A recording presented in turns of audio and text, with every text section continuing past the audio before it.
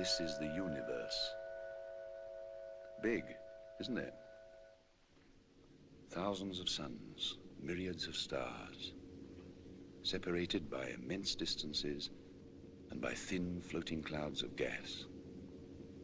The starlight makes the gas transparent, and where there are no stars, it appears as dark, obscuring clouds, like that great black cone over there. Hello, there's a nova. A whole solar system exploded. Someone must have been messing about with the uranium atom. No, it's not our solar system, I'm glad to say.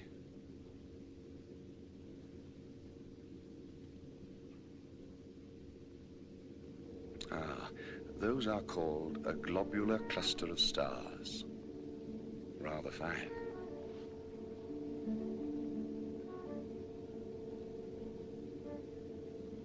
Down here in the right-hand corner, see that little chap rather like a Boy Scout's badge?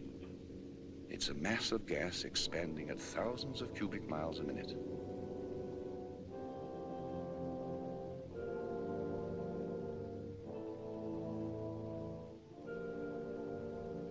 Here we are. We're getting nearer home.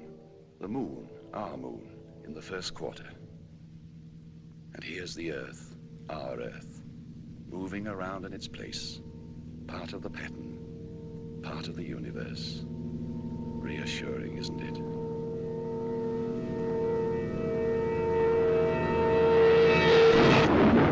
It's night over Europe, the night of the 2nd of May, 1945. That point of fire is a burning city. It had a 1,000-bomber raid an hour ago.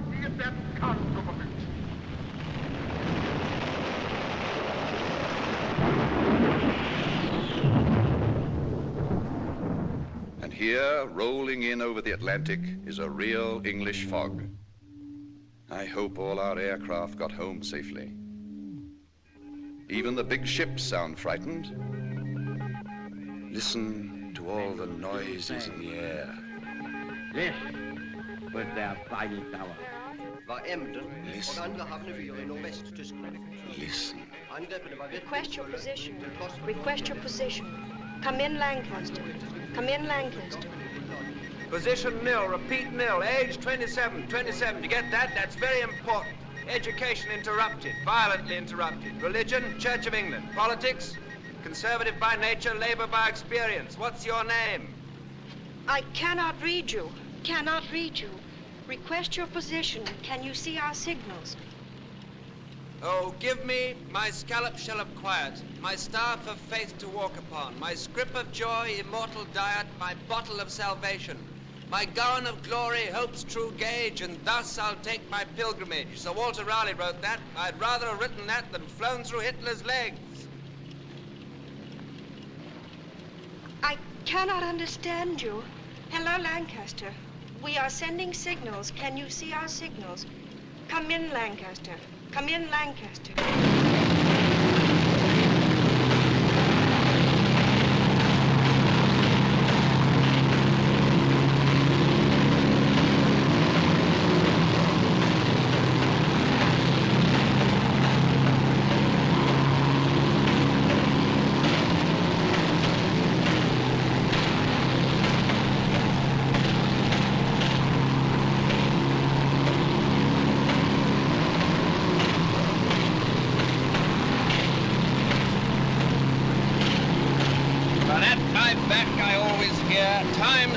Chariot hurrying near, and yonder all before us lie deserts of vast eternity.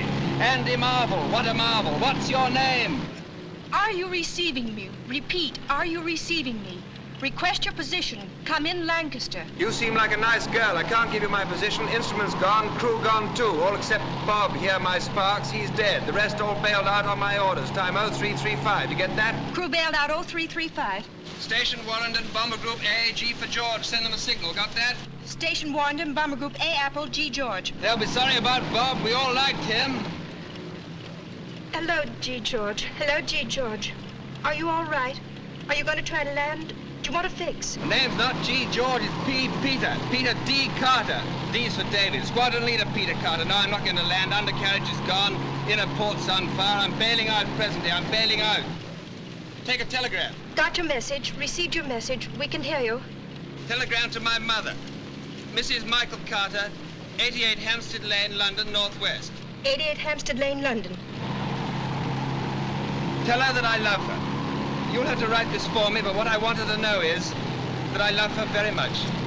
That I've never shown it to her, not really, but that I've loved her always, right up to the end. Give my love to my two sisters, too. Don't forget them. Received your message. We can hear you. Are you wounded?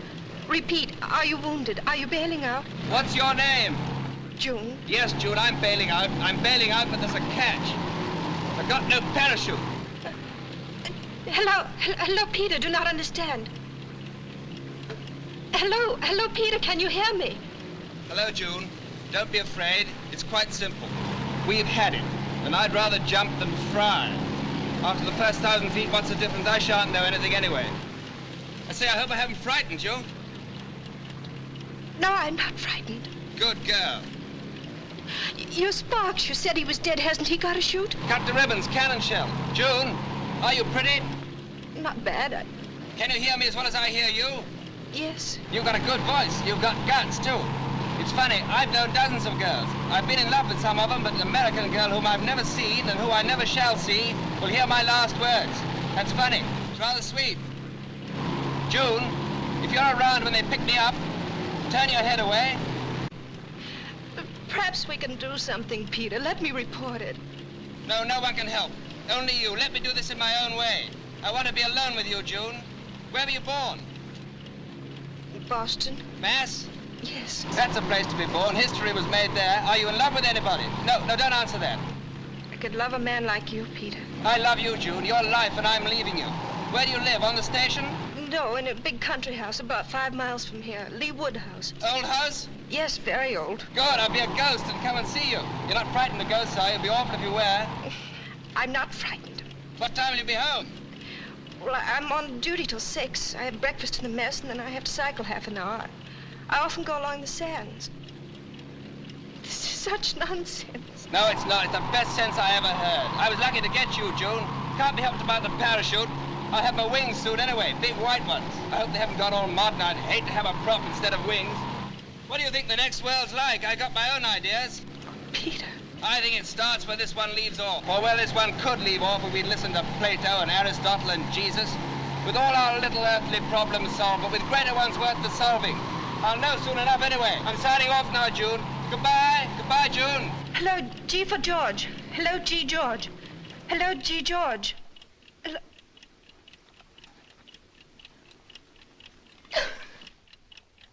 So long, Bob. I'll see you in a minute. You know what we wear by now, a prop or wings.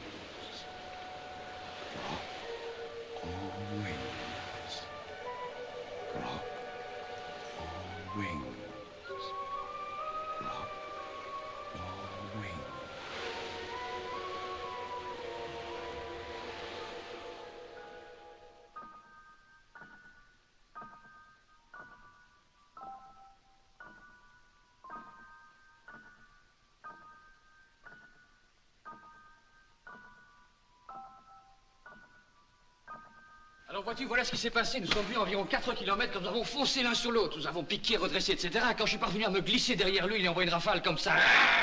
Il a piqué, j'ai cru que j'avais touché, mais le salaud m'est revenu par derrière, il m'a refilé de s'échapper, il m'a touché à mort. Oh, bad luck, old boy.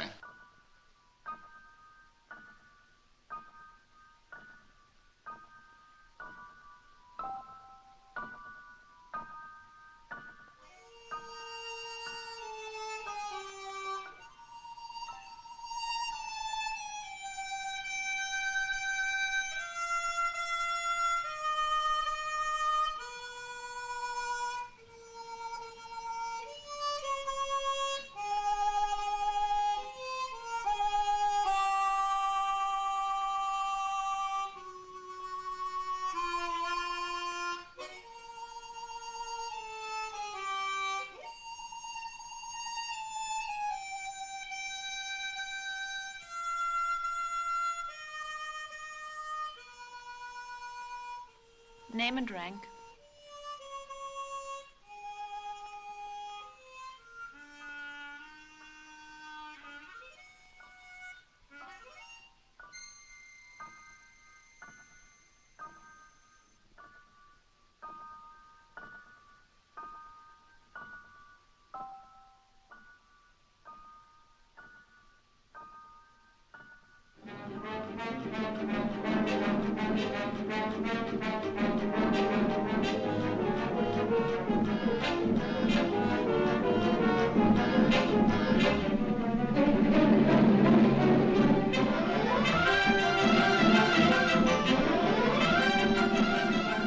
Come on, fellas, break it up. Spread out here. Room and bath.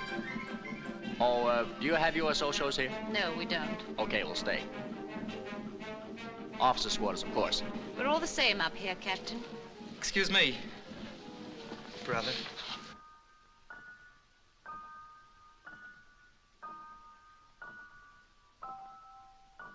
Take over. I wish I could make a phone call. From here, that'll be long distance.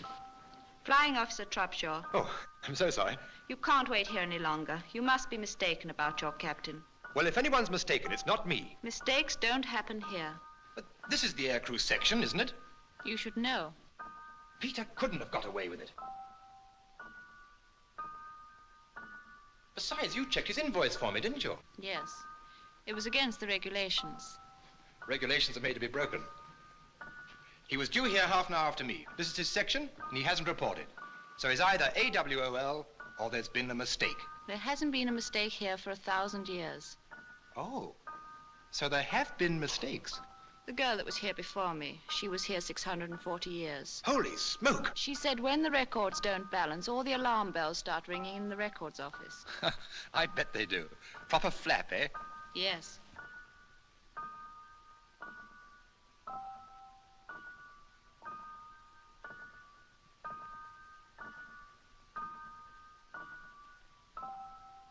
That's only the living records. Everyone on Earth has a file. Russian, Chinese, black or white, rich or poor, Republican or Democrat. Holy smoke. If anybody told me the clerks were working away up here, just like on Earth. Everyone here is allowed to start how they like. It's heaven, isn't it?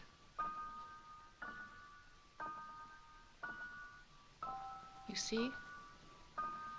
There are millions of people on Earth who would think it heaven to be a clerk. And don't say holy smoke. Why not? There's no smoke without fire. And we don't call smoke holy. Thanks for the gin, section officer. Boy, oh boy, home was nothing like this. Mine was.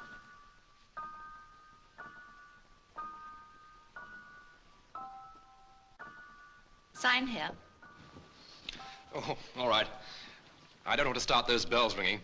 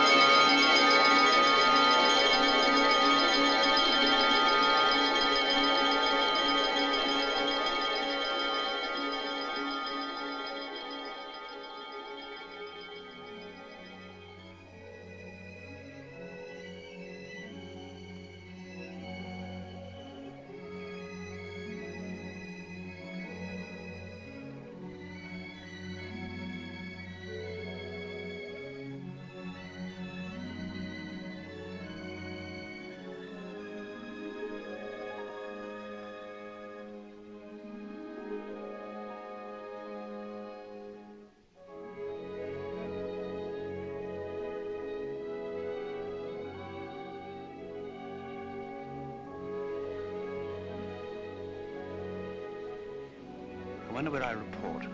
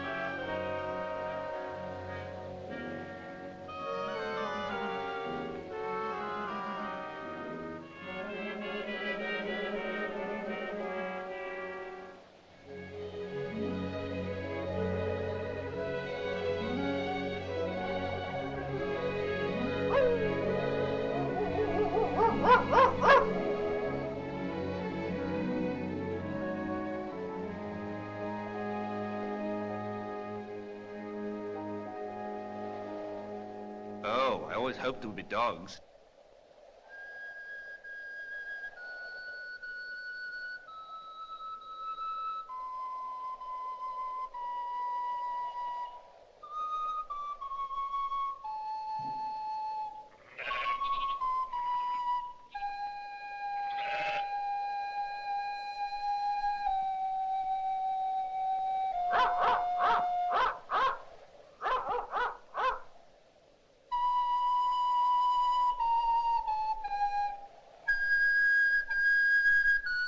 Good morning. Morning. Where do I go from here? Huh? I'm new. I only just arrived. Where do I report? You mean the aerodrome? Aerodrome?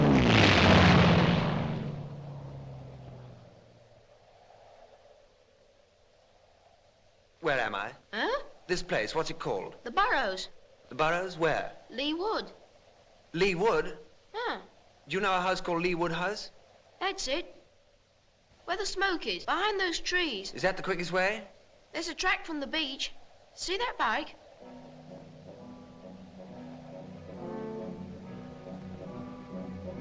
Who is it?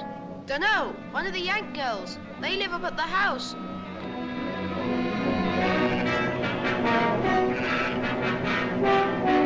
Here, Jock!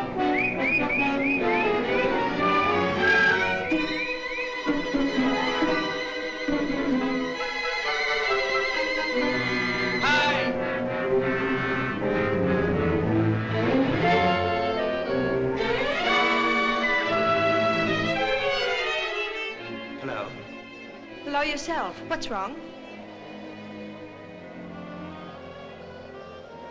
You're June.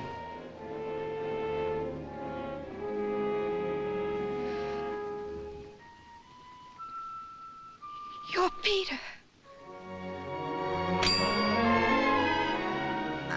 How did you get here? I'm glad you're safe. What did you do? What happened? Don't know. I just don't know. Are you hurt? My head feels a bit queer. Oh, there's a little cut in your hair. It's nothing much. Oh, Peter, it was a cruel joke. If it was on me.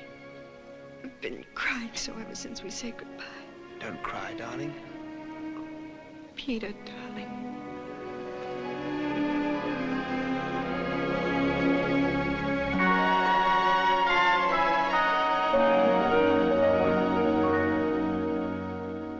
$91,716 invoiced, 91,715 checked in.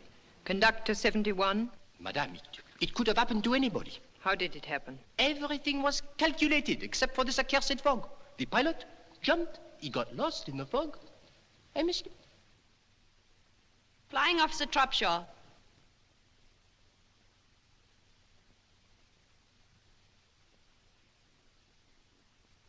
You've been waiting all day for your pilot. Yes, ma'am. You see, over the channel, we ran into this ruddy pea souper. Aha. Oh, excuse the language, ma'am, but really, it was so thick that you could have stepped out of the kite and walked about on it. Sacré brouillard.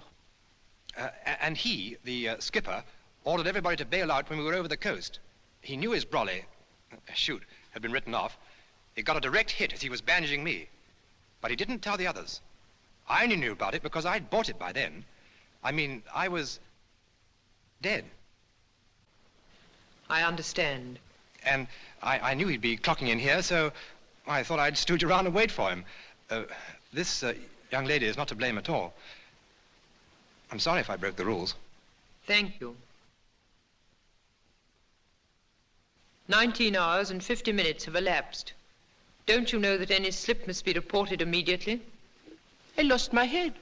Not long in the service. I joined in the so-called second germinal of the so-called glorious French Revolution. I see. Natural death.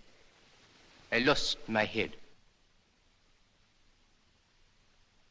The case is not so simple. No? No.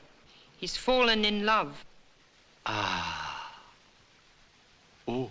It complicates things. True, madame. You must do your best. Oui, madame. You'll proceed to Earth immediately? Oui, madame. You'll explain your grave error to Squadron Leader Carter? Oui, madame. And ask him to follow you? Oui, madame. Wait.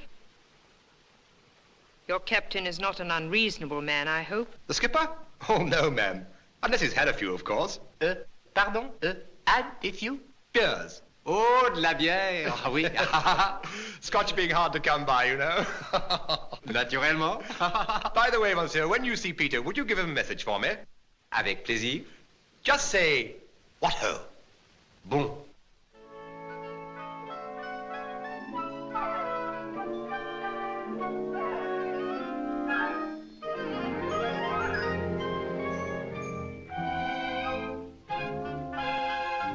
One is starved for Technicolor up there. What a night for love.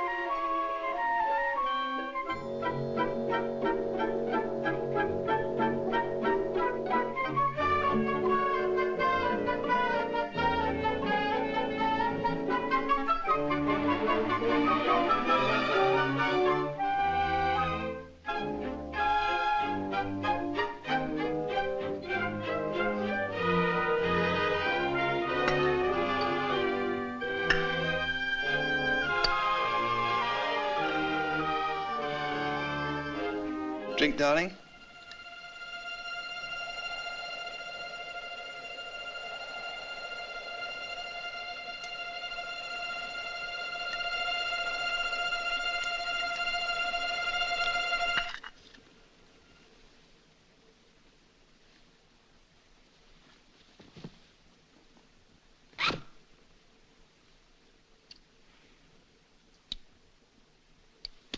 Mon ami?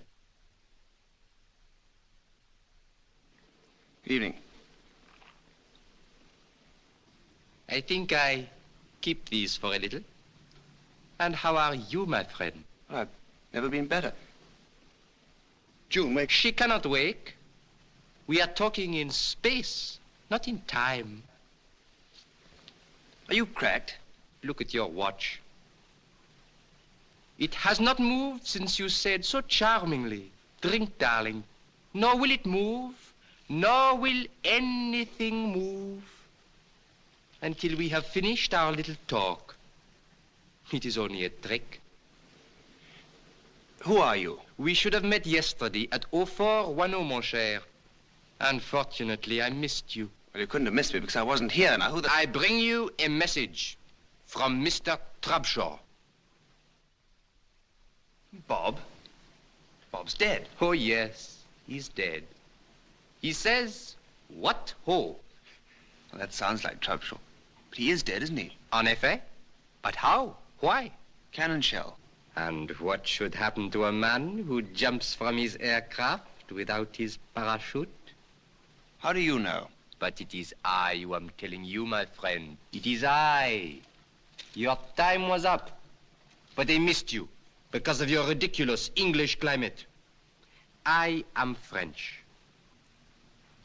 But what do you want now? You, my friend. What for? To conduct you. Where to? To the training center. Training for what? For another world. You don't mean... But, my dear friend, that is just what I do mean. Oh, this is absolutely fantastic. June! June! All right. And what if I refuse to go? But you cannot refuse. Your time was up. Now, by mistake, you overstayed by about, speaking in time, of course, 20 hours. The advantage was exclusively yours. You lost nothing, you only gained. What about her?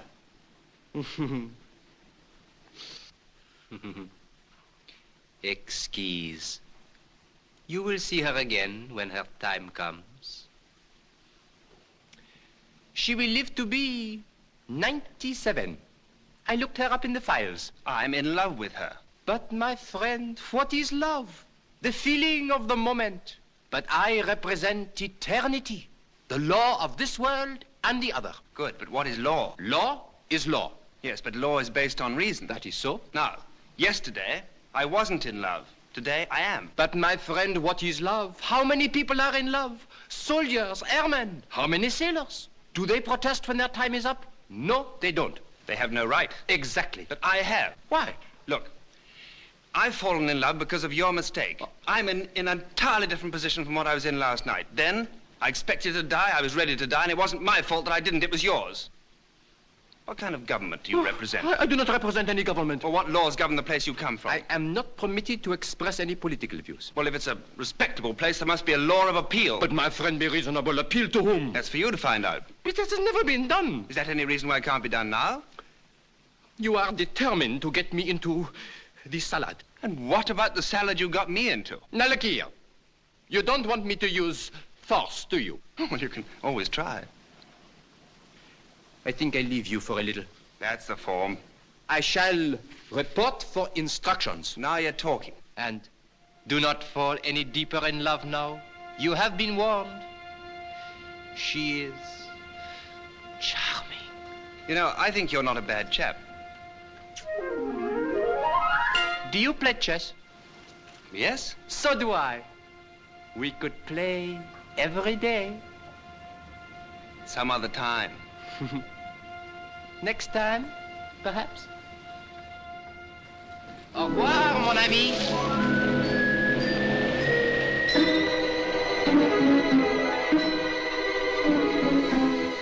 No, thank you, darling. No, thank you, what?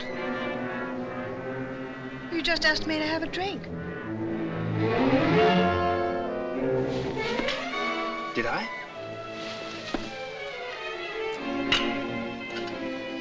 Yes, I remember I did. What's the matter with me? What is it? Is it your head again? Might be, yes. An odd thing happened while you were asleep. I haven't been asleep. Didn't you hear us talking? No. Who was there to talk to? They sent somebody. They? Who are they? I don't know.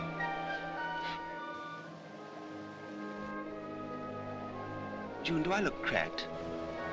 Not to me, darling. Are you? Look, there was a 10/10 fog last night. That's right, isn't it? You know there was. And I did bail out without a parachute. That's your story. So how can I be alive? I give up. I don't know and I don't care. I had no parachute. It was shot up. And when I came to this morning, I had no parachute. Anyway, why wasn't I drowned? You don't need to prove to me that you ought to be dead. Well, I ought to be, according to this character. What character? Well, this conductor character they sent after me. He says he missed me in the fog. Bad luck for them. Good luck for me. I told him I was going to appeal. He's gone off to get instructions. It's not my fault I'm not dead. It's not my fault that I found you and fell in love with you. Maybe he wasn't here at all. Hey, you, Frenchman! Where are you? What is it? Oh, I've got an awful headache.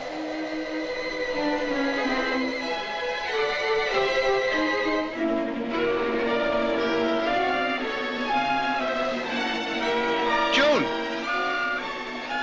June, you're there, aren't you? Yes, Peter, of course I'm here. I thought I'd lost you.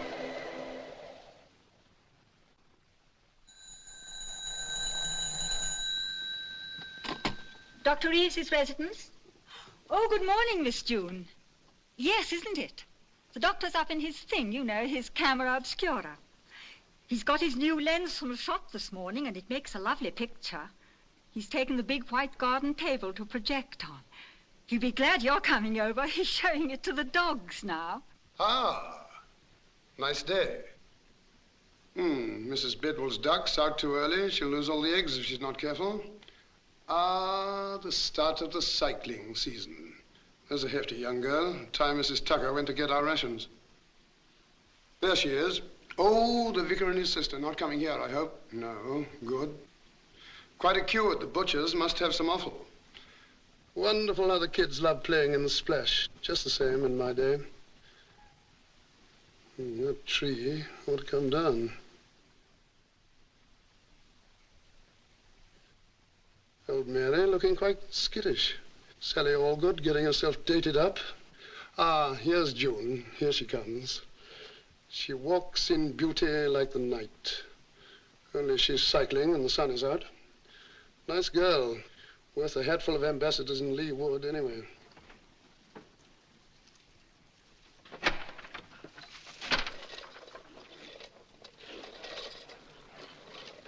Come on up.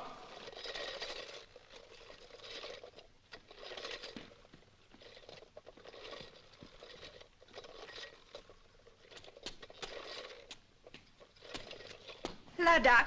Hello, June. Come in. Shut the door.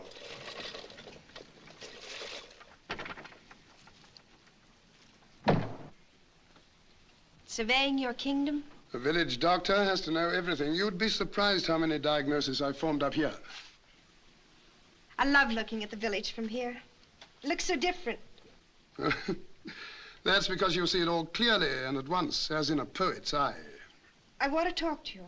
So you said on the phone, but it's really none of my business. Dr. McEwen says it's right down your street. This is my street, a village street, and I'm a village doctor.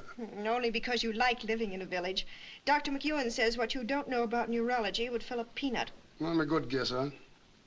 Your guesses are published by very famous magazines like that Brain I've seen in your library.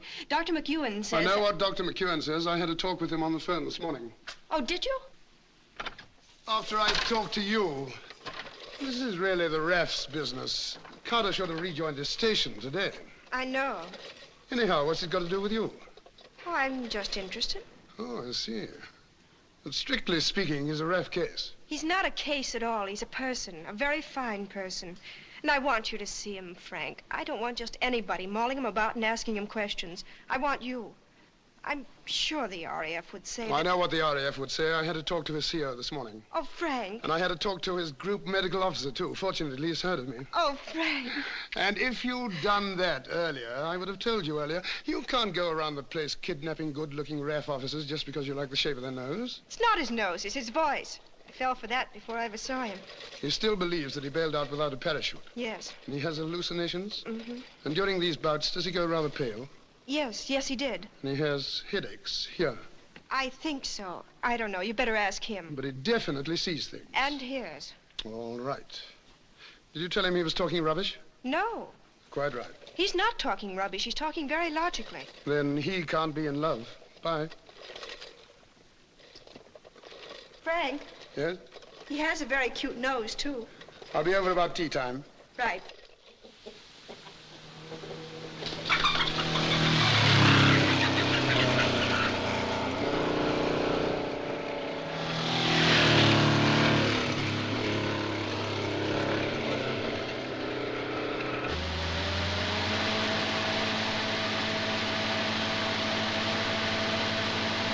It's Dr. Reed. Let's go.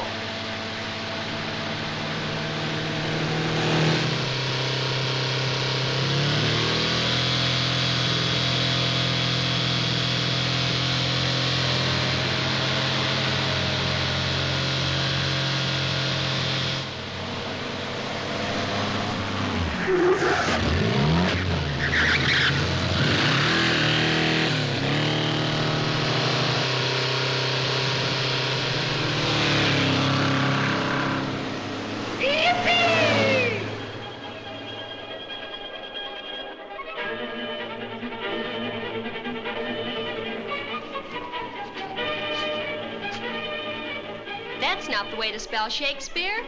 Who are you, his agent? Spotted snakes with double tongue, thorny hedgehogs be not seen. Newts and blindworms.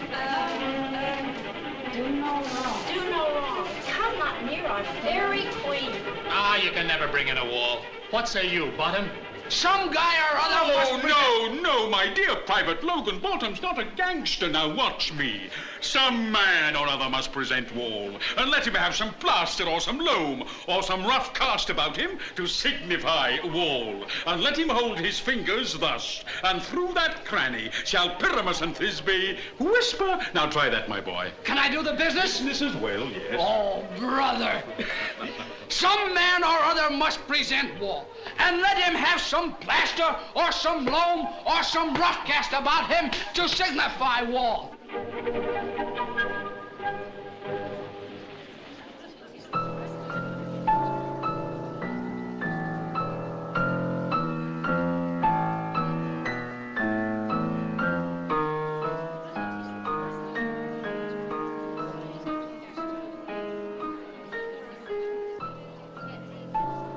Check.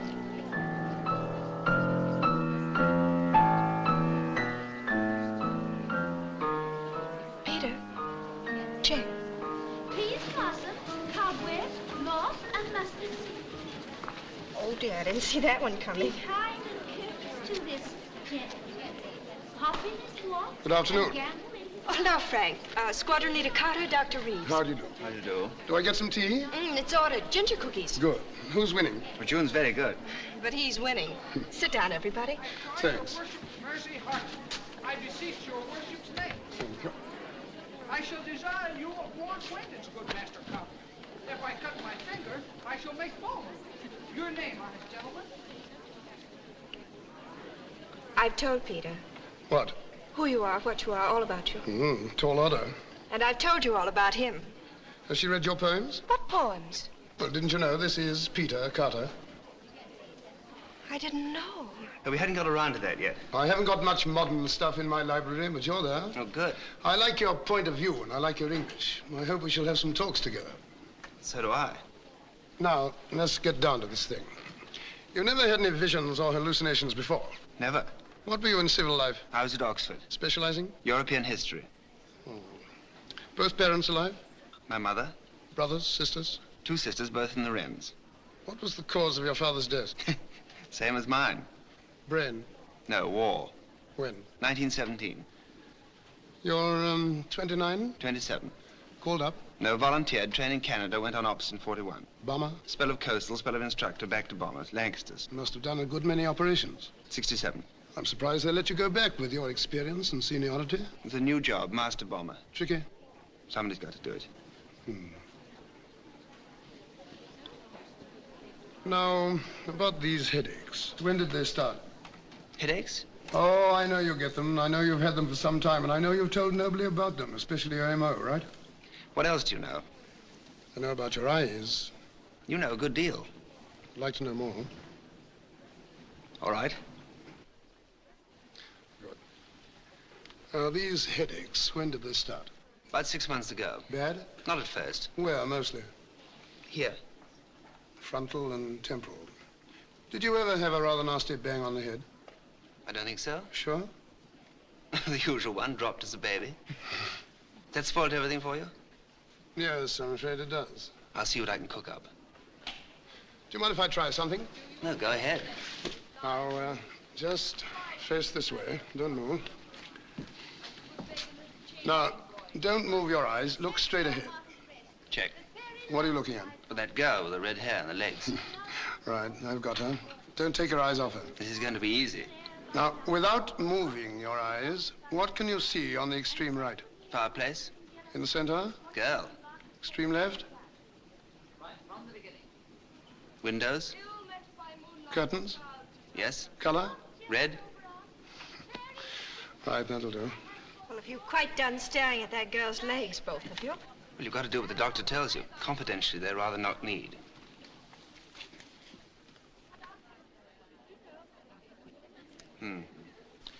Now, any loss of appetite? No. Nor of thirst? No fear. In fact, if anything, you've been eating and drinking rather more than usual. You've just been looking at my mess bills. And you've seen something? Someone. Clearly? As clear as I see you. Have you had a similar hallucination before? No thanks. Tell me, do you believe in the survival of human personality after death? I thought you said you read my verses. Do you? I don't know. I've never thought about it. Do you? I don't know. I've thought about it too much.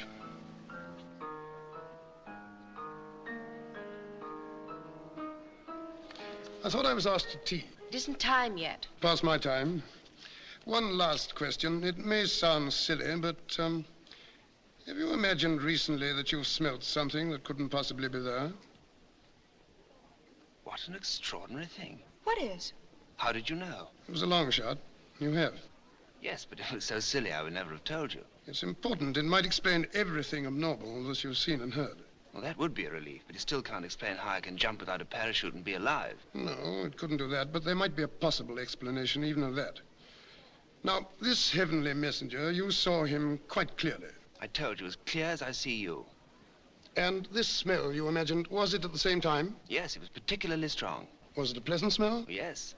Could you place it? Fried onions. And this messenger, he hasn't turned up again?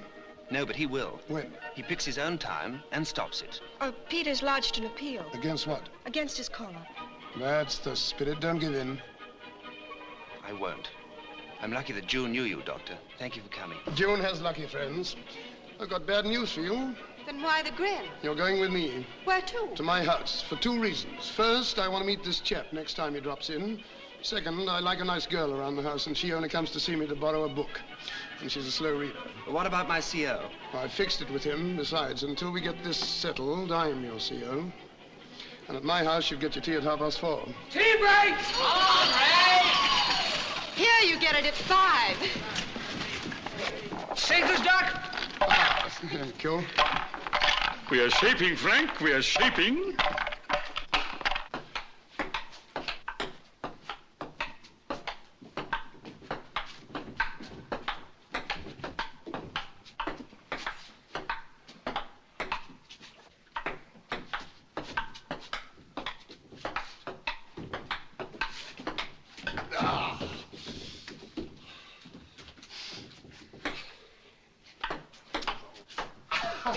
Turn him on.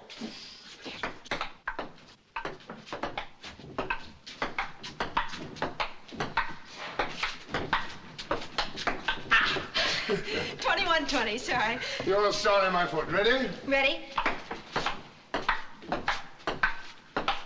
Nearly. Nearly doesn't count. 21 all. Up. I'll be... Count 10. I wonder if Peter's a good player. You can ask him when he wakes. Well, he's been asleep nearly 2 hours and a half. He'll wake at 11. How do you know? I gave him a tablet. Well, how can you tell exactly? Oh, I can't tell exactly, but I know the patient. But do you know him? I think so. Well, then tell me something about him. Are we playing table tennis or are we not? Right, your serve. Right, ready? Ready. Oh. Your game. Now tell me what you think about him. I think he's fascinating. So do I. Not biologically, medically. Have a drink? Love one.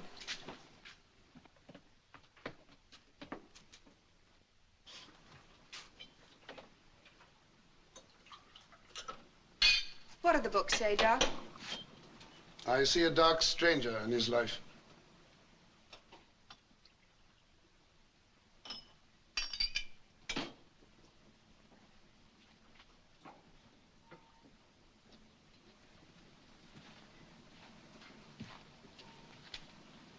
Do you know what's wrong with him?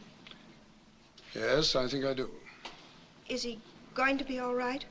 He'll be all right. Here's a drink. Will he have any more hallucinations? Yes, How do you know? because this conductor promised to come back. Will that make him worse? Why should it?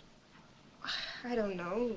Seeing things, arguing about his own life, talking to a non-existent man. He does exist for him. He's not going mad then. His brain isn't being affected. Of course it's being affected, but not in the way you mean. That's why I asked him about his sense of smell. I saw it was important. He's having a series of highly organized hallucinations comparable to an experience of actual life. A combination of vision, of hearing, and of idea. To a neurologist, that points to a direct connection with a sense of smell or of taste. Once that connection's established, we know where to look for the trouble. I only want to find out one thing more in his personal history, and I'll find that out later. Now, I'm not going to tell you anymore. thanks. But how did he survive the jump? I don't know. If we could find that out and tell him, it would save him. It would help, but the main thing is for him to win his case. Are you serious? Perfectly serious. We must help him to win it. How? It depends on what message the conductor brings. But suppose he loses his case. Oh, that's absurd.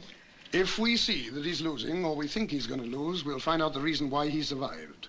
Or we'll invent one. We'll have a couple of drinks, you and I, and we'll invent the greatest lie in medical history. Care for another game? I don't mind. Now, don't worry about him. You see that bell? Yes? He's promised to ring it if he gets another visit. Fine. Come on, yourself.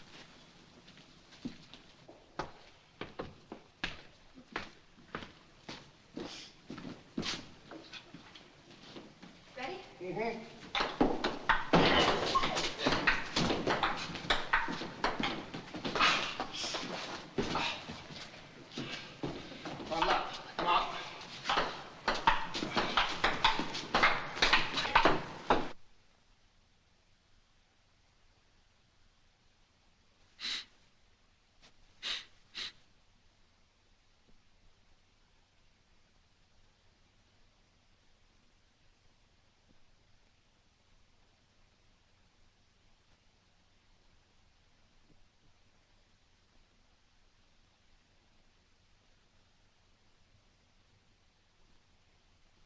Doc, he's here. June!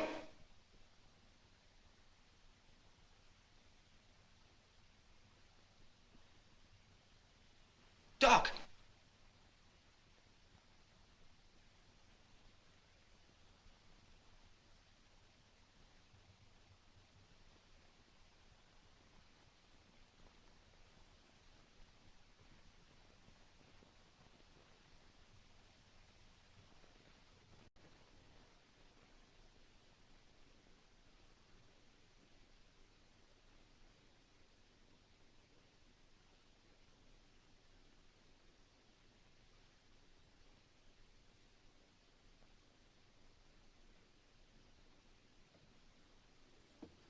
Eh bien, mon cher, comment ça va?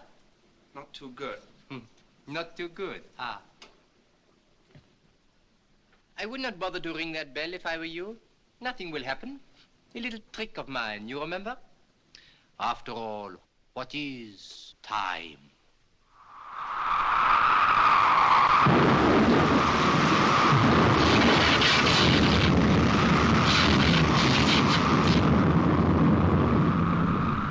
A mere tyranny? Well, let me know if you're going to do that again, won't you? This looks good. Very good. Do you know the author? No, but I often have a game with Philidor. Philidor? The greatest master of chess who ever lived. A Frenchman, naturellement. Come along and I'll introduce you. Good. Splendid. No, I mean, you've got good news for me, my friend.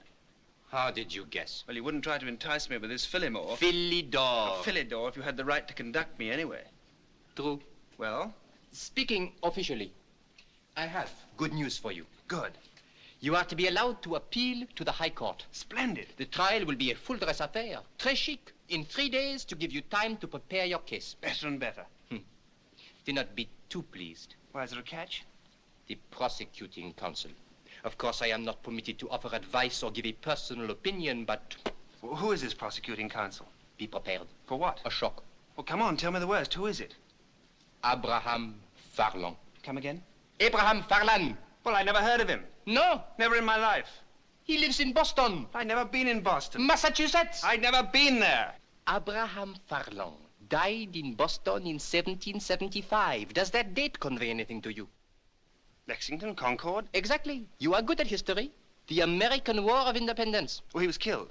By a British bullet. Oh, he might be prejudiced. He hates your guts. And he hates the guts of every Englishman. And particularly, he hates this little affair with a Boston-born girl. It's not a little affair. A big affair. He will hate even more. All right, I'll appeal against it. It will be no good. After all, we had to choose a good man. The honor of the department is at stake. No, what you have to do is to choose a good man for yourself. As defending counsel? Precisely. Can I choose anybody? Anybody in the other world? Anybody who has ever lived upon Earth? Everybody is at your disposal. You can choose me. That would suit your book. But do not waste any time. Abraham Farland is piling up his case already. You can choose Socrates. You can choose William Pitt. You can choose Henry VIII. Oh, Madame du Barry. She knows all about love. Rather a one-track mind. You are a good chess player. Philidor. I'll think it over. By the way, I'd like to borrow this. It's not mine. It belongs to the doctor. Oh, doctors. What about them? They give me a great deal of trouble in my job.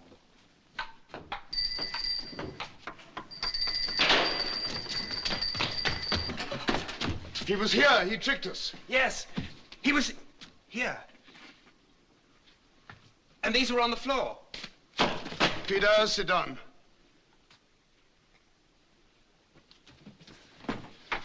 Now, look up. You've been doing some hard talking. I have. I hope you didn't give in to anything. No. That's the spirit. Do you think I could stay overnight, Frank? Yes, I'll tell Mrs. Tucker. I don't need anything much. Now, let's see. I'll tell Mrs. Tucker you're staying. Dr. Reeves. Yes? Can I stay in here? I want to be near these books. Of course, I'll fix up a camp bed. Great news, darling. What, sweet? I'm to be allowed to appeal. Really? Oh, June, I don't want to leave you. Darling, why should you leave me? Everything will be all right. Well, if I can get a good counsel. Of course you will. It is very important. I don't want to lose you. Darling, I don't intend to let you go. No one can take you from me. I won't let them. Well, it's no good. You see, a judgment against me would be backed up by all the power of this world and of the other. Drink this. Peter's got the right to appeal. Splendid. Did you smell anything? Yes. The same? Fried onions? Yes. Good. Drink that up. Any headache? You can tell me tomorrow what he said. No, he said... Good heavens. What is it? He got my 100 best games. What? Alekin's chess book, 100 best games. You sure? Absolutely certain. He had it in his hand. What a nerve. A bit cool. Now, how about getting to bed? Now, I want to talk to you first. It's important. No, not now. Have a long sleep. Tomorrow you'll feel as fresh as a daisy. It's about my counsel. I don't think you believe a word of what I say. Of course we do. My dear friend, here on Earth, I'm your defending counsel, and as your counsel, I believe everything you tell me.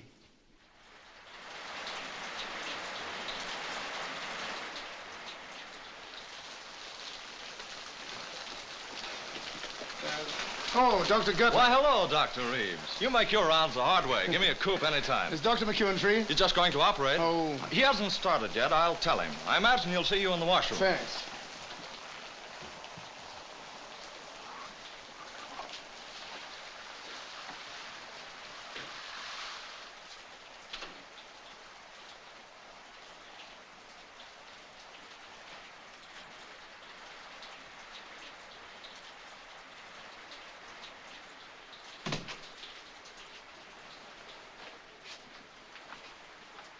Hello, Frank. What's new?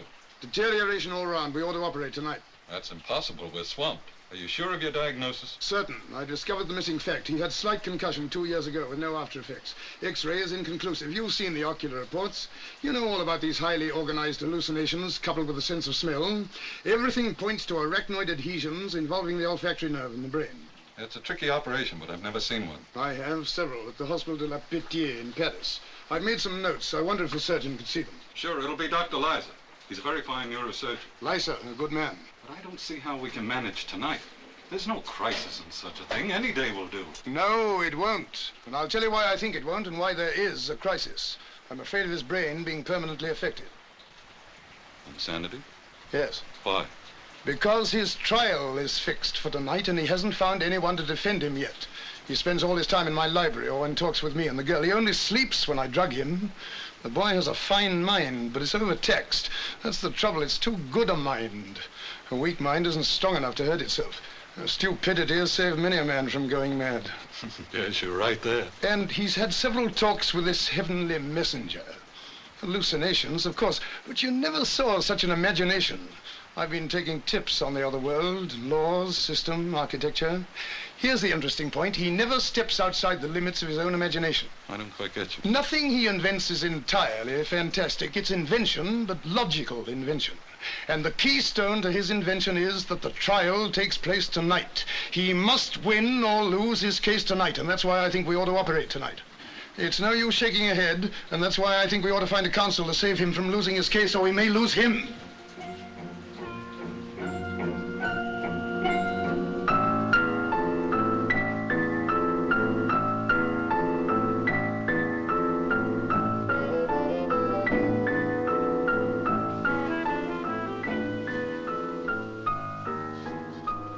What about him?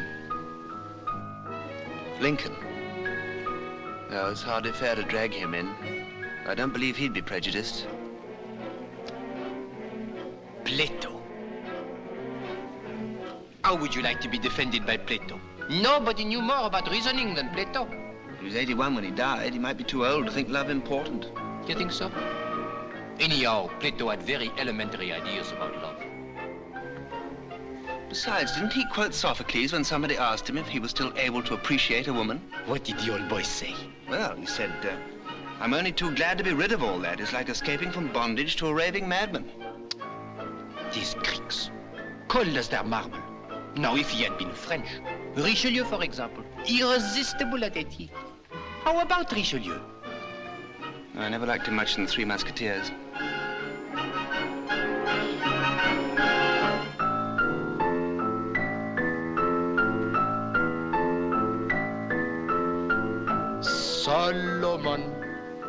Solomon. No. Mais tonnerre de Dieu, who do you want? You have only a few hours left. Look, it sounds a grand idea to have all these great men to choose from. But what do they know of our problems today? True. Very little. Besides, I think it ought to be an Englishman. Nobody famous, but somebody with his head screwed on all right. Screwed? Now, this Abraham, Farlan.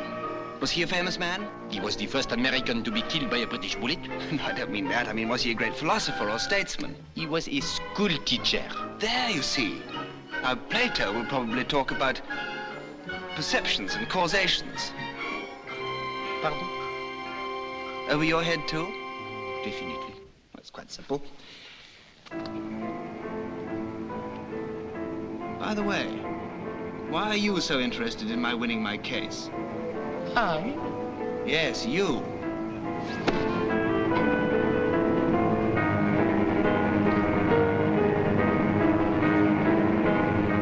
And why am I being taken up this stairway?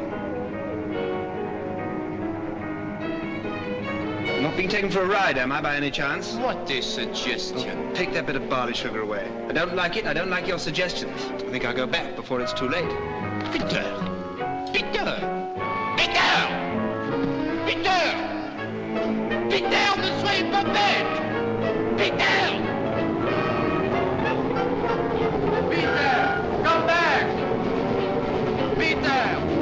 Peter, come back! Peter! Peter, come back! Peter! Peter, come back! Peter, come back! Peter!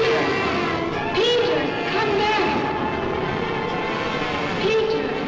Peter, come back! Peter! Peter, come back! Peter! Peter! Peter, my darling, come back to me!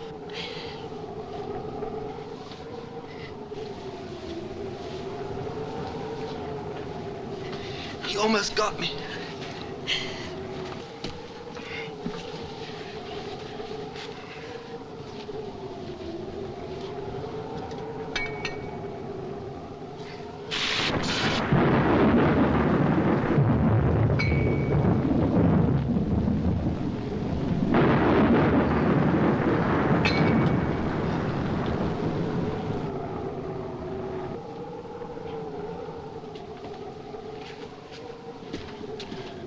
be all right in a moment. Why isn't the ambulance here? It was due half an hour ago. Go and phone Dr. McEwen. Tell him we must operate tonight. It's life or death. And tell him about the ambulance. Yes, Doctor. Send a telegram to his mother. He's got 2 sisters, too. Yes, Doctor. That's all.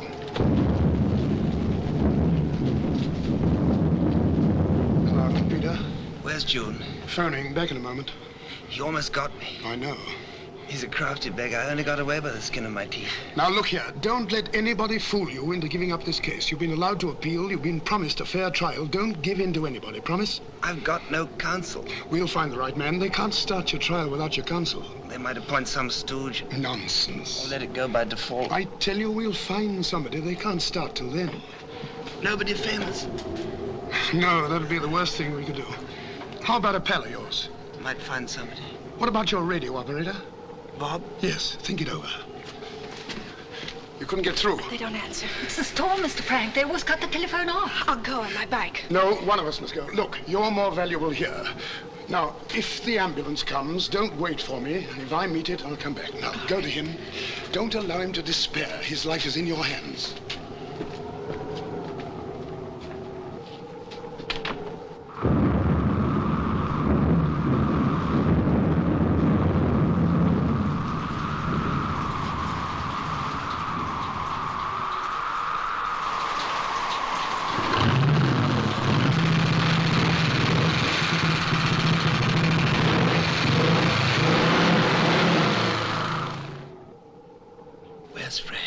He won't be long, darling.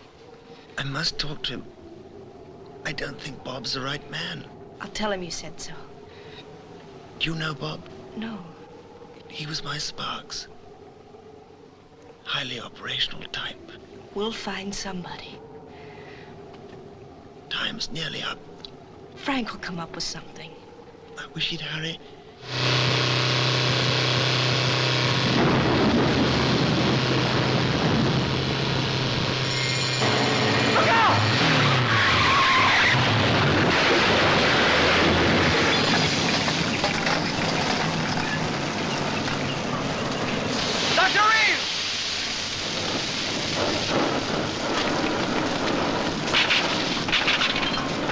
Extinguishers. Okay, and the blankets.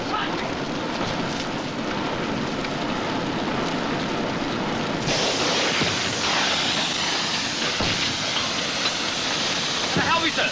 Watch the road.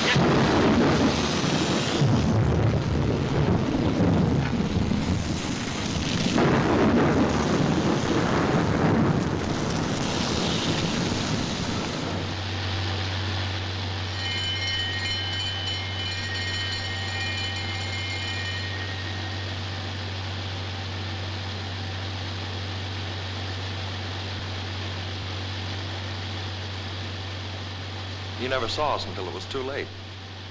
He turned off to save us. Gosh, I feel bad about it. He was a fine man. You couldn't help it. He was interested in this case, wasn't he? Yes. I saw his notes he left for Dr. Leiser. It was a fine piece of diagnosis. He left notes for the operation, too. Dr. Leiser is very good, isn't he? Best.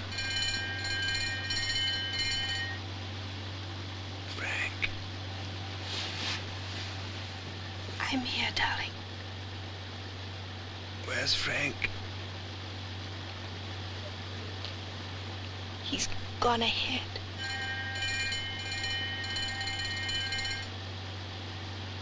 He's had an accident.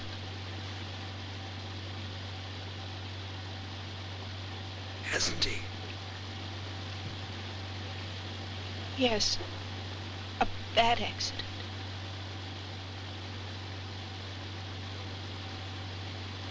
Is he dead? Yes, he's dead.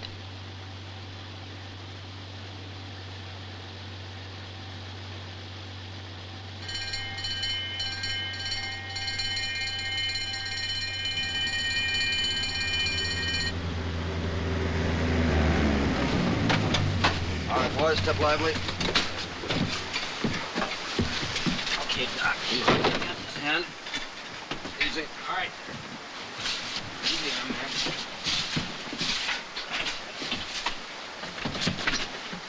All right, Johnny, take it away.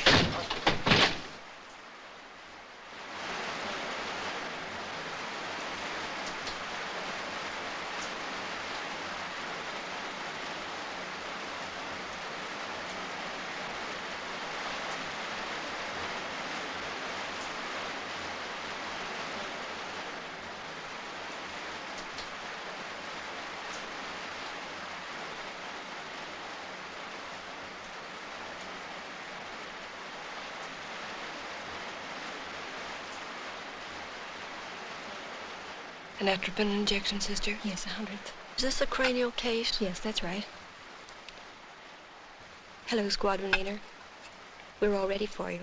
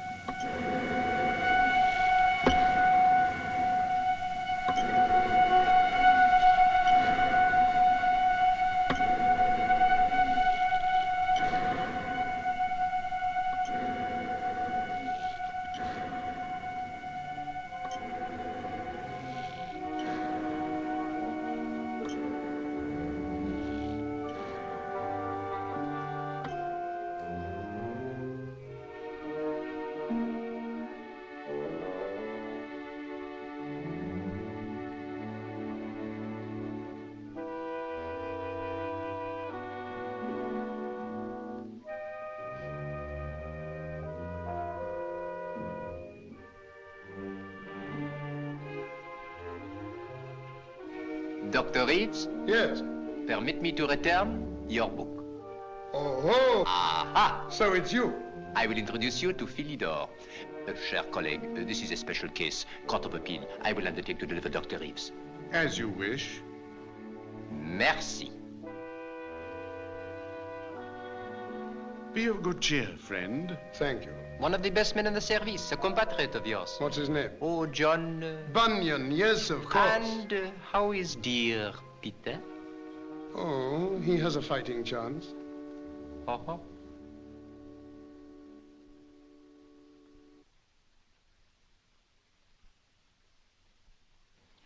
Dr. Frank Reeves. Yes. You are familiar with the case of Squadron Leader Carter. I am. He has chosen you to be his counsel. I hoped he would. Do you accept? I do. You have very little time in which to prepare your case. What facilities do you wish? I should like to see my client and get his instructions. And I subpoena Flying Officer Trubshaw as a witness. Certainly. Conductor 71, you will take Dr. Frank Reeves to Squadron Leader Carter.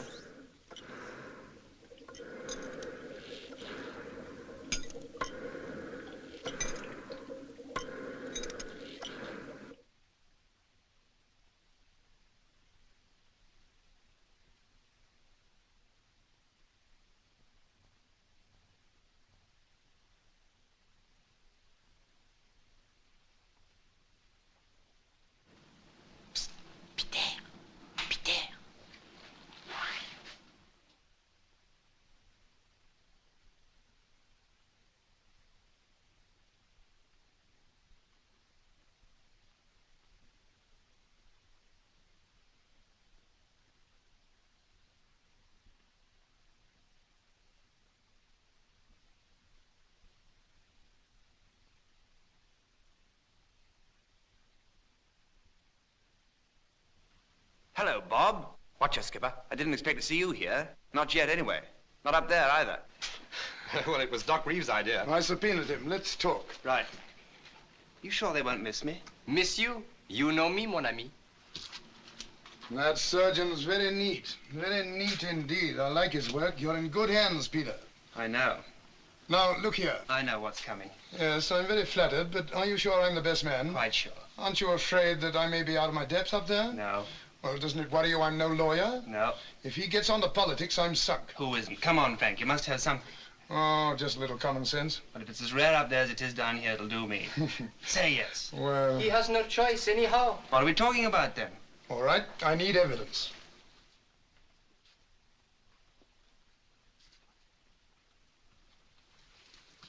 Look at her. Holy smoke.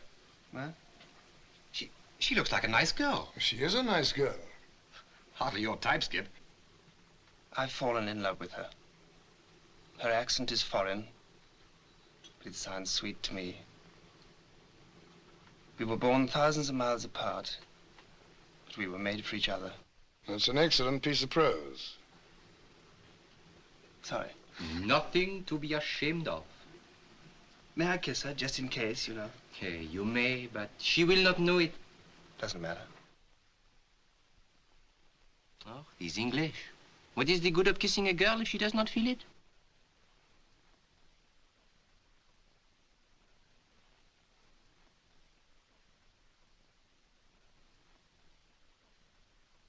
Look. What? The evidence you wanted. Her tears. Oh, I wish I could take one with me. You are counsel. You can do as you wish. I say, why don't we wrap it up and take it with us? Permit me.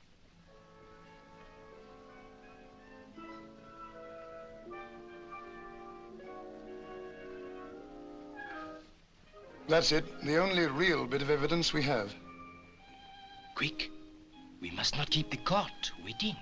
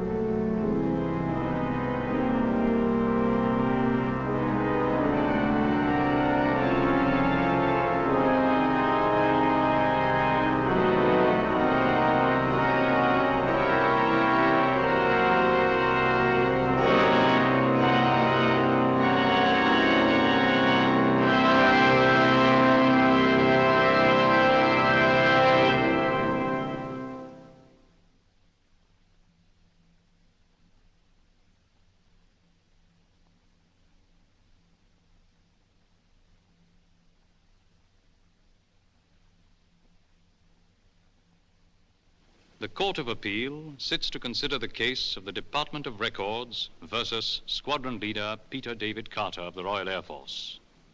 He claims negligence and superior rights and responsibilities arising out of that negligence.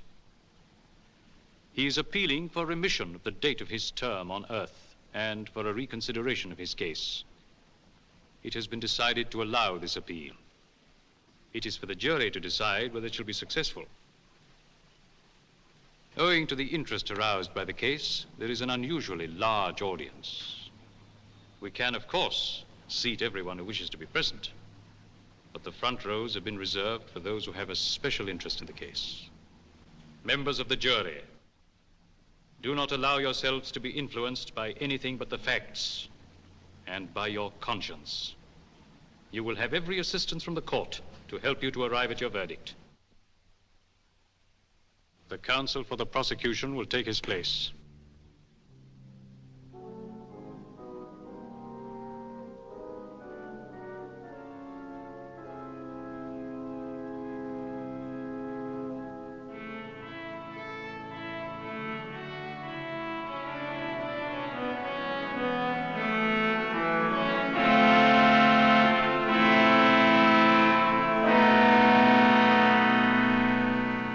counsel for the defense will take his place.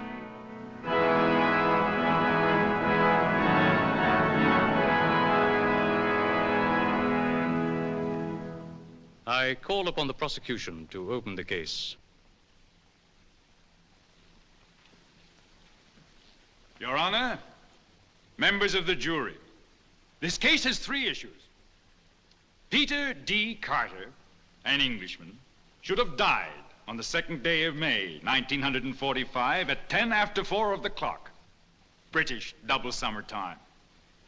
Due to an oversight which I hasten to state is contrary to the traditions of a great service, the defendant did not die. Therefore, issue number 1, who is responsible?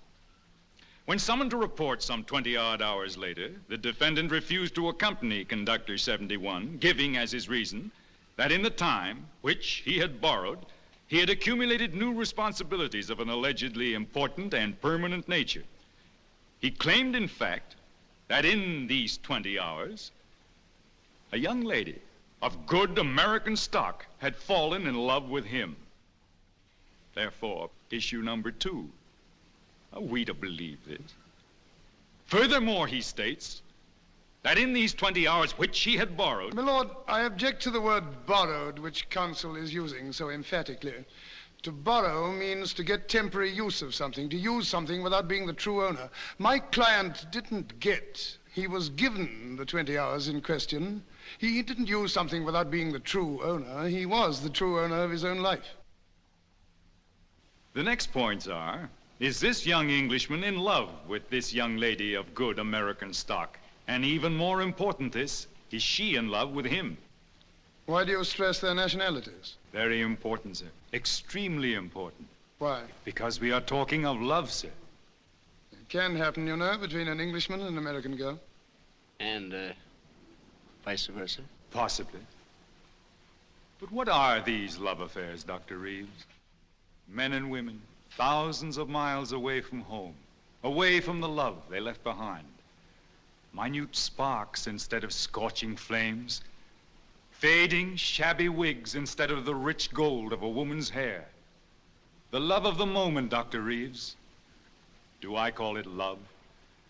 Once in 1,000 times, perhaps. And how many end in lasting marriage? 1 in 10,000. My case, sir. That, sir, is for you to prove. When in the course of human events our men and women came to your country as your allies, it was not to become your prisoners. Sir, may I bring you up to date? We're living in the 20th century, not in the 18th. May I bring you up to date, sir? We are not alive at all. A point. And I am up to date, sir. I've been watching you English from upstairs, your wars, your politics, your busyness, from the tax on tea in 1766 to a certain report on England by 5 members of the United States Senate in 1944. The defendant has nothing to do with tea, nor senators. But other Englishmen had, sir. Is Peter D. Carter what you would call a good Englishman, sir? Yes, sir. Do you see this glass? Out of it, Benedict Arnold drank the health of King George III. Does it break because it is faulty or because it is glass? Can I tear this piece of paper because it is defective or because it is paper? We are all as God made us, sir. But our ancestors had a deal to do in the shaping us as well. I quite agree. The jury will please note that. My lord, may I ask where Mr. Fallon's grandfather was born? Your Honor, the question is irrelevant. Could it have been in England? You need not answer that question, Mr. Fallon. But I prefer to answer, Your Honor. My grandfather left England, sir, because he didn't like it. And Granddad would have liked it even less today. Listen. Well, here we are, Lord. The Voice of England in 1945. Cricket. And here let me say that the weather is much more like cricket weather now. It's stopped raining, players been resumed, and the crowd of, I should say, about 50,000 people have discarded their Macs and umbrellas and settled down to enjoy the game, which to people all over the world is perhaps more truly representative of all that's typically English than anything else. Do you admit that this is an English voice, sir? That was Wally Hammond, who played a delightful forcing shot off Miller.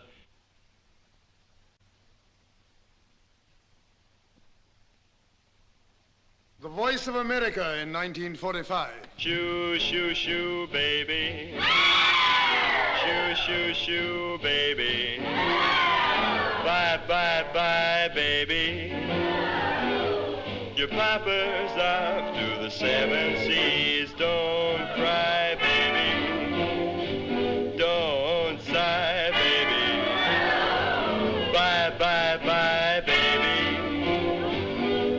When I come back, we'll live a life for me. I don't understand the word. Nor do I. Say goodbye this way.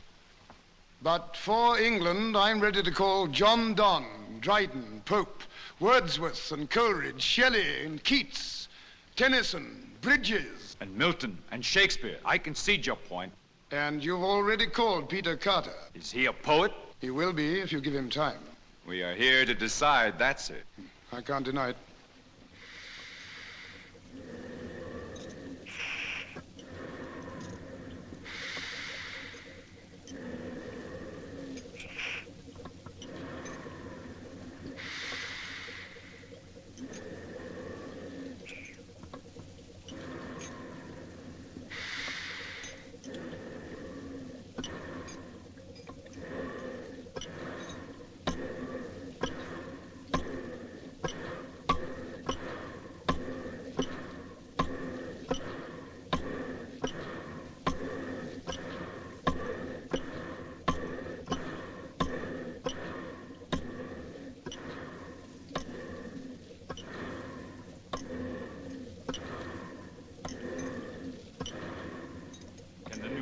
Return to the old?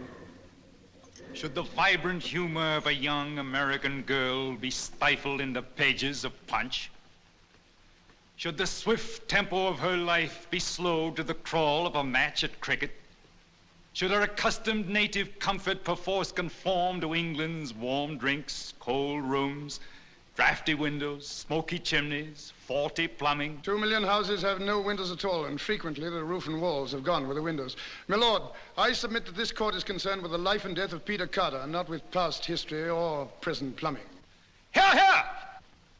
But Peter Carter's character, sir, like every other human being, has been formed by circumstance, by a chain of circumstances.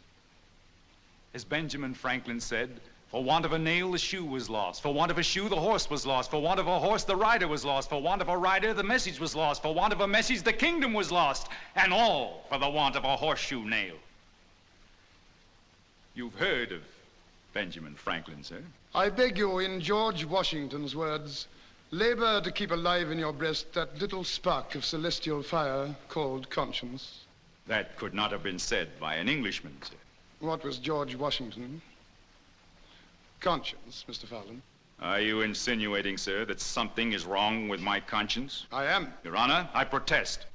I'm only trying to give a full picture of this case to the jury. You are trying to prejudice the jury, sir? I see that they've been selected from many races, creeds, and nationalities. I cannot believe them interested in ancient grudges against Peter Carter's ancestors, nor in present grumblings about drafty windows. I don't need to prejudice the jury, sir. They're already prejudiced against your country, and with good reason. You can't pick a jury that isn't. Look closely at the distinguished members of the jury, sir. The first member is Jean-Marie Barrault, French. Has any century passed without war between England and France? The second member is Gregorius Johannes Boonshuyer, burger van Transvaal. The Boer War, Dr. Reeves. The third member is Ivan Bedny, Ruski. What? I'm Russian. The Crimean War, Dr. Reeves. And you, sir? Chanjiming, Peking. Don't forget England's attack on China in 1857, occupying unprotected Peking. And you, sir? Rara Tejpailal from the Punjab. Think of India, Dr. Reeves. Think of India. And you, sir? You are? James Monaghan, Irish. Choose a new jury anywhere, Dr. Reeves. It will always be prejudiced against your country. My lord, I wish to take counsel for the prosecution's advice. I challenge the jury and request that a new one be chosen. Chosen from where, Dr. Reeves? Mr. Fallon said from anywhere. Except from England. Why not from England? Where else in the world have the rights of the individual been held so high? In America, sir, where these rights are held to be inalienable. I doubt if you have more practical freedom in America than in England. An Englishman thinks as he likes in religion and politics. It isn't what a man thinks and says. It's when and where and to whom he thinks and says it. A man with a flint and steel striking sparks over a wet blanket is one thing, but striking them over a tinderbox is another. An American baby sucks in freedom with the milk of the breast at which he hangs. A man can see further, sir, from the top of Boston State House, and see more worth seeing than from all the pyramids and turrets and steeples of all the places of the world. No smoke, sir. No fog, sir. And a clean sweep from the outer light and the sea beyond to the New Hampshire mountains. Yes, sir. There are great truths, higher than mountains and broader than seas, that people look for from the tops of our hills. America, sir, is the only place where man is full grown.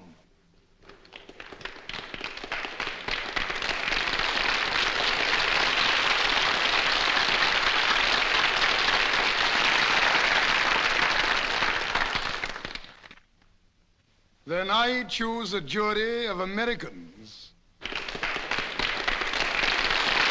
Of Americans, sir, selected from every walk of American life. If there is one who has fought in the wars of independence, I want one who has fought shoulder to shoulder with us against our common enemies in this century. If the third has a mind that can only think 170 years back, I want the fourth to be thinking 170 years ahead. I cannot deny that I hope, no, that I know that this jury will be prejudiced in favor of my case. For I am pleading for the rights of the individual against the system. But it is also against the law, Dr. Reeves. The eternal law of the universe. Nothing is stronger than the law. The whole universe is built upon it. This is a court of justice, not of law. My lord, I ask for a new jury of American citizens. Do you agree, Mr. Fallon? I would welcome such a jury, Your Honor. The jury will stand. The jury will retire, and the new jury will take their place.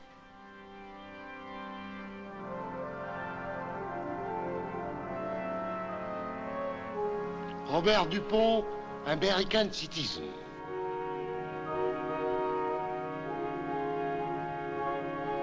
Lieutenant Piet van der Eyck, American citizen.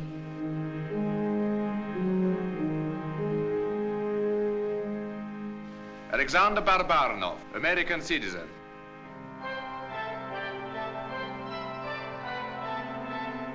George Wang, American citizen.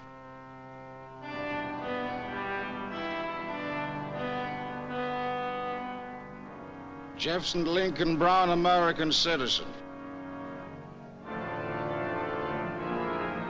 Patrick Aloysius Mahoney, American citizen. The jury will be seated. Counsel for the defense. Here in this rose is my case. And what is my case? I entirely agree with Mr. Fallon. Has Peter Carter fallen in love during the allotted extra... Borrowed, Dr. Reeves. Disputed extra 20 hours he had, or hasn't he?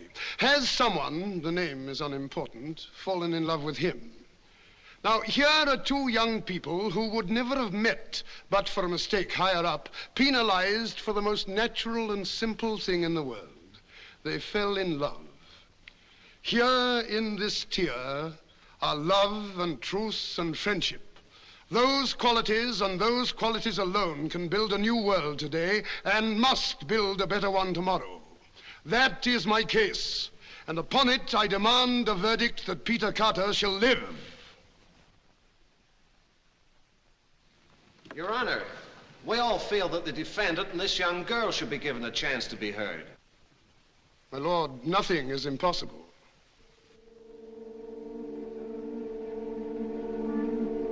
The court will adjourn.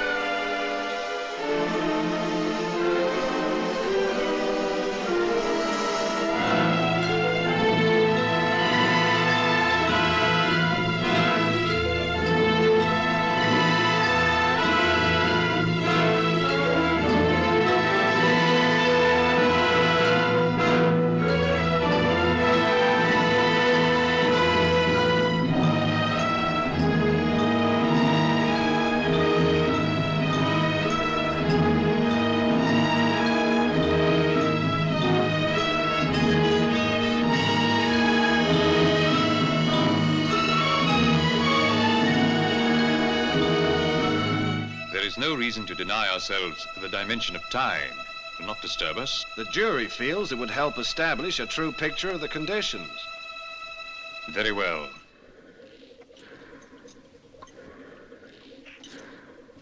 I call squad. My diagnosis was right. Fine vascular meningeal adhesions binding the optic nerve to the brain, the internal carotid and the chiasm. Similar adhesions between the chiasm and the brain. Did I tell you about my operation? Dr. Reeves, we are not here to check your diagnosis, but to put certain questions to this young man. Quite right, certainly. I call squadron leader Peter D. Carter. Hello, Peter. Hello, Frank. How's the operation going? Fine. Lice is a very good man. He'd better be. Peter Carter, you are on the witness stand. You are under oath. Do you understand? Yes, Mr. Fallon. You know me, sir? There's no mistaking you. Your smile is not unattractive, sir. Did you use it to enamor this young American lady? I love her, sir. Answer the question. Would you repeat the question? It, had enamored in it. Never mind the exact question. Did you consciously try to influence the emotions of this young American lady? We fell in love before we'd ever met. You claim you love her. I do love her. Can you prove it? Well, give me time, sir. 50 years will do. But can you prove it? Well, can a starving man prove he's hungry except by eating? Would you die for her? I would. But I'd rather live. Young devil. Your Honor, I apologize for the expression. Your witness. No questions. Conductor 71. Monsieur? Is the young lady available? She sleeps. She sleeps. The jury will please note that. I put her to sleep. Indeed, why? To enable you to call her, sir. The jury will please note that. I do call her, Your Honor.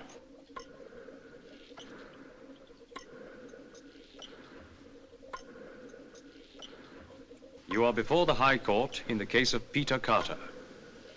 You have been called as a witness by the prosecution. You will tell the truth. This gentleman is counsel for the prosecution. Child, where were you born? In Boston, sir. You know this man? I think so. You think so? I only met him a few days ago. You hardly know him. How can you think you love him? But I do love him. Nonsense, my child. I object. Counsel will withdraw the expression. It's all right, Frank. He's right. There's no sense in love. Wisdom still flowers in Boston. Can you prove that you love him? How can I? Would you be willing to die for her? Yes. Would you take his place in the balance sheet? Yes. Don't believe her. Would you? My lord. Stand aside, sir. You've got no right to ask. How dare you address me like that? Peter, you must obey. Well, of all the dirty tricks. This is contempt of court. I'll have you committed. Commit away. Don't answer any more questions. Do you realize that by this attitude you've forfeited any chance of winning your case? All right, but you won't get June as well. Your Honor, members of the jury, I'm afraid he really does love her. Your witness. June, you know me well. Do you trust me? Yes, Frank, I trust you. It is absolutely necessary that you take Peter's place in the other world. Have you gone mad? If you really love him, June, step onto this staircase and come with us. You are mad. It is the only way to prove your love. I do love him. You shan't go. My lord, I ask the court to restrain him. Granted. June.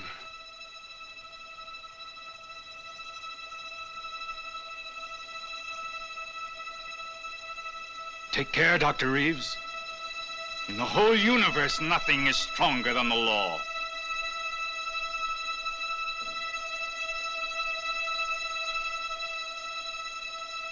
Goodbye, darling.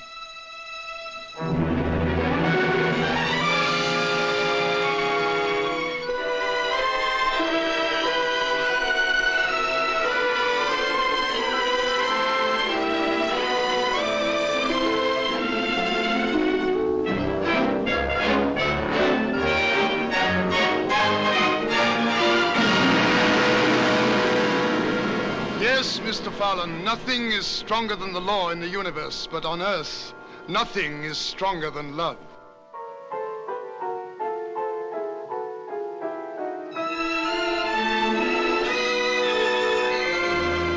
members of the jury, as Sir Walter Scott is always saying, in peace, love tunes the shepherd's reed. In war, he mounts the warrior's steed. In halls, in gay attire is seen. In hamlets, dances on the green. Love rules the court, the camp, the grove, and men below and saints above. For love is heaven, and heaven is love. Will you please consider your verdict? Case for the defendant, Your Honor. Bravo! The appeal is granted. There now remains the new date on Squadron Leader Carter's file. Will both counsel approve it? Does that satisfy you, Dr. Reeves? Very generous, my lord. Do you agree, Mr. Fowler? Isn't that a little too much, Your Honor? Oh. I agree. My lord, I hope this will not establish a precedent. I object. You, sir? You, sir? You mean the rights of the common man? The uncommon man? Exactly. The rights of the uncommon man must always be respected. Exactly.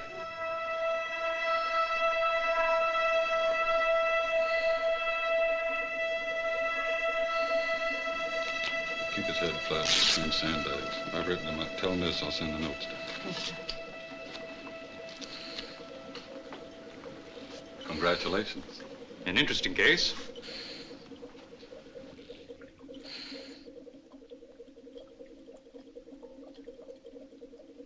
Peter, don't forget your book.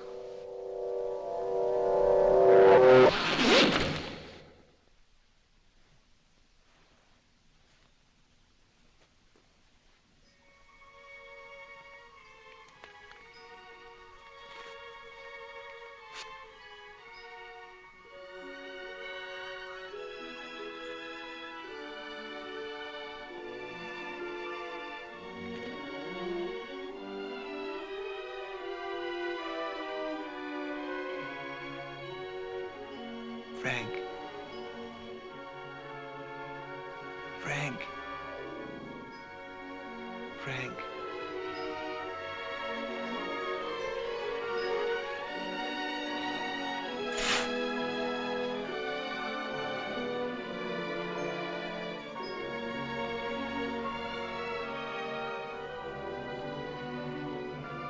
Hello.